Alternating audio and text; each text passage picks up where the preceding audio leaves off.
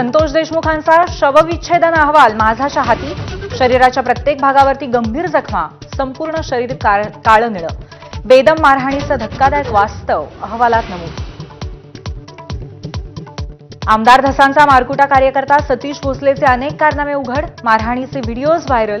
गुन्हा दाखल होऊनही अजून अटक का नाही, सवाल उपस्थित.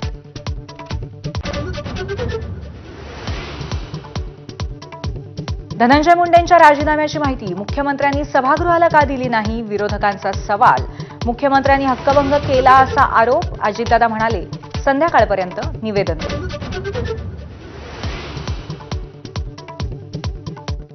अनिल परबांच्या वक्तव्यावरनं विधान परिषदेमध्ये गदारोळ. परबांनी माफी मागावी.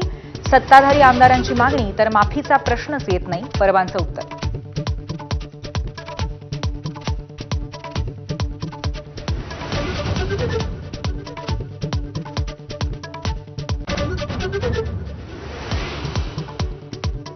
महाराष्ट्रात 9 महिन्यात 10 वर्षातली विक्रमी परकीय गुंतवणूक. मुख्यमंत्र्यांची माहिती.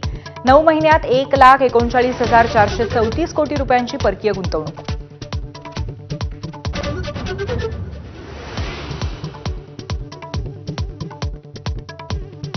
एकनाथ शिंदेंचे निकटवर्तीय अजय अश्शर यांना मित्रसंस्थेच्या नियमित मंडळावरनं हटवलं.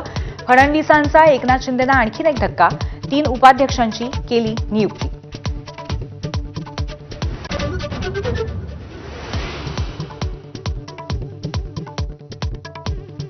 मुख्यमंत्री युवा कार्य प्रशिक्षण योजनेमध्ये गैरव्यवहार. बेरोजगार तरुणांऐवजी संस्थेत कार्यरत कर्मचाऱ्यांच्या खात्यावरच पैसे जमा.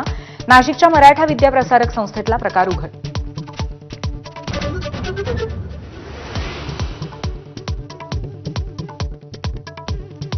महापुरुषांचा अपमान करणाऱ्यांच्या विरोधात कायदा करा. 10 वर्षांच्या शिक्षेची तरतूद करा. खासदार उदयनराजे भोसलेंची मागणी.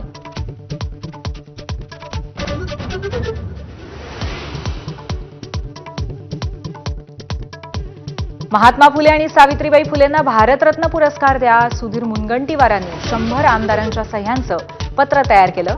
आज पत्र सरकारला देणार.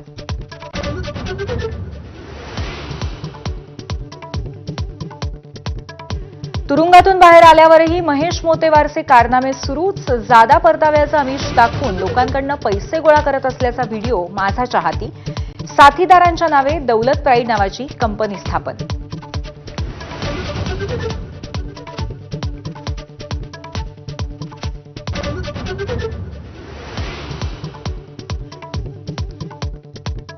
रोहित शर्मा क्रिकेट शिकला ते टर्फ म्हाडाने हटवलं. स्वामी विवेकानंद शाळेतील टर्फचा व्यावसायिक कारणांसाठी वापर होत असल्याचं कारण देत म्हाडाची कारवाई.